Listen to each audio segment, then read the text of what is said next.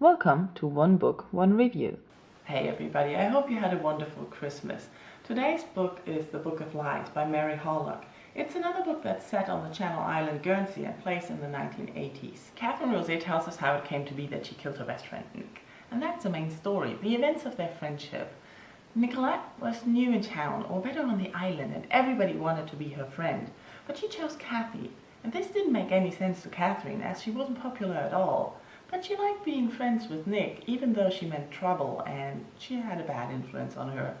But of course things went wrong with their friendship, resulting in Nick's death. This is no spoiler, by the way, as the book starts with Cassie stating this fact. Just like in the other book I read about Guernsey, the occupation is part of the story.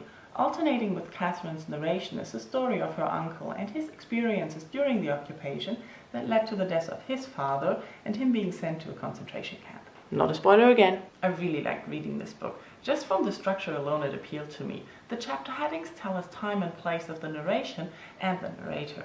Footnotes are put to proper use to give background information, to elaborate on something, or simply to make a snide comment. I really love it when authors do that. The narration itself is refreshing. Kathy reminded me of Blue Van Meer. She's just too smart for her own good and very imaginative. She compares her own life and the effect that Nick had on it to the Nazi occupation. And due to her lack of social skills, she misinterprets behavior all the time and doesn't realize what effect she has on others.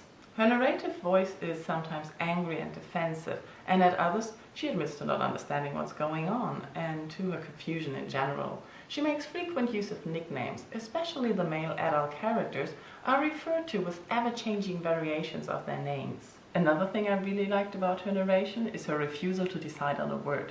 She repeatedly used two expressions instead of one, thus giving the reader two ideas in just one sentence.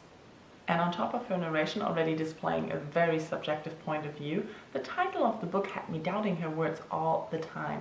Up to the end, I couldn't say if she's a reliable narrator or not. I really like that. The Book of Lies is a compelling one. Kathy and her story are captivating, and the turn of events towards the end surprising. I also like to hear more about the occupation and the effect it had on the islanders. Plus the play of words with truth and perspective was thought-provoking. This novel is a really strong novel and I'm really glad I found it.